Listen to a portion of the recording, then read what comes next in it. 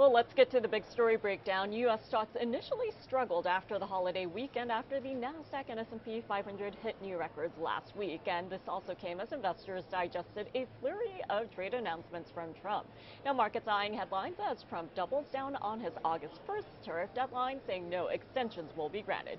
Many expect the final tariffs to be less harsh than Trump's initial threats. Well, this morning we are looking at stock futures inching higher, and year to date, the S&P 500 is up 6%.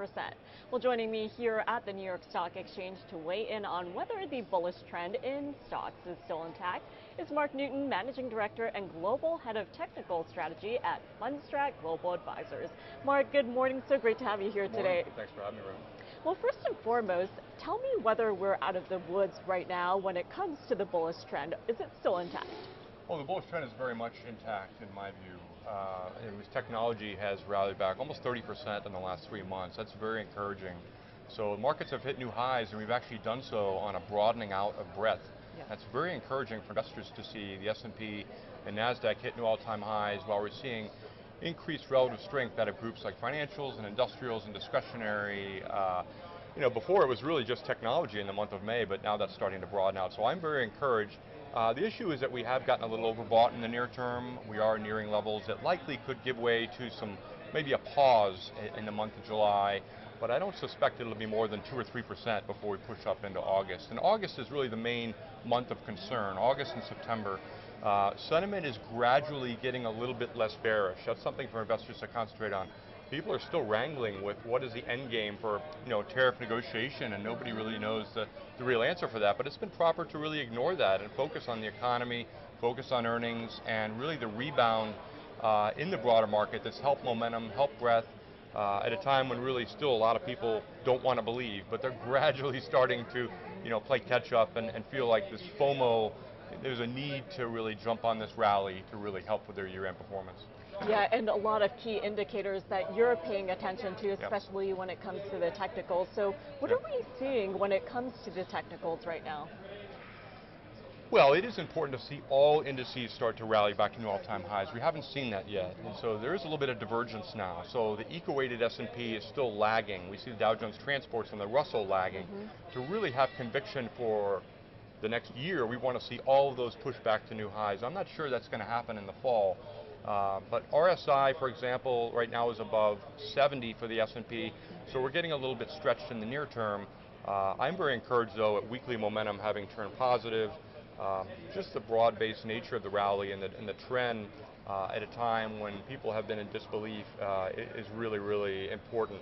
The dangers that I see are sentiment gradually getting more optimistic, along with just overbought conditions, along with just heading into a time in the next week. I think that historically some of my cycles start to show a little bit of skittishness. So I'm bullish, but yet I do think there are opportunities abroad. I also think it's important to watch what's happening with Treasury yields. We've seen a massive breakout in yields across the curve as the economic data largely has come in better than expected, and there's worries about fiscal uncertainty. So we've seen that long end of the curve really start to inch up. And if we see a move over 470 in the 10-year, that could finally spook the market at a time when people are fearing inflation, but we haven't really seen any inflation to speak of. So interesting dynamic for sure. Yeah, and a lot going on under the surface. And as you mentioned, we'll get inflation numbers out from the U.S. next week, so we'll be paying close attention to that. And we know that the U.S. Central Bank is paying close attention as well. So you mentioned what's happening abroad, and when we take a step back and look at the bourses overseas, we are seeing an outperformance compared to the activity here in the U.S. So what markets in particular are you paying attention to? Well, we saw about 4.5 months of outperformance overseas, and then recently the Mag 7 has come back to life, and so a little bit of a bounce in the U.S. compared to the rest of the globe. But I particularly like areas like India, like Mexico, actually China, with the dollar really showing a lot of force to the downside. It's almost become a consensus trade that the dollar has to go lower. That gels with actually Powell and Scott Bessent's plan to try to help the dollar go lower, to help exports, at a time when potentially tariffs could affect the deficit. So we want to see, ironically, that the jawboning of the Fed certainly not helpful. We want the Fed to have their independence, but at the same time, that accomplishes the Fed's goals forward as a form of monetary stimulus as the dollar, as yields come down to help to refinance the debt. But the real key in the near term is, how high do interest rates go? I suspect it is going to be short term before we roll over, and whether it be based on, I don't know, lack of inflation, I don't know, but it's really, everybody's saying inflation, inflation, but at the same time, we've really seen not much evidence of that to really support that. Yeah, and it's very interesting because I think we need to take a look at what's happening on the currency front as well as emerging markets as well as developed economies when we're looking at the performance for the equity markets. But last but not least, before I let you go, tell me what's happening when it comes to momentum and what you're looking at when it comes to sectors for leaders and laggards within the S&P 500 for the second half. Yeah, momentum has been really encouraging the last 2 months. There was some worry on the initial bounce that we would not be able to carry back, but the fact that technology has powered through is a positive. Momentum is actually getting stronger overall, just given the fact that financials, discretionary, industrials have all carried back at a time when staples have been quite weak. So that's really what you want to see in sort of a risk-on environment. So I look at things like, for example, RSI and MACD for momentum type trend following, but in the short term we've seen a little bit of overbought conditions, but overall trends are in good shape.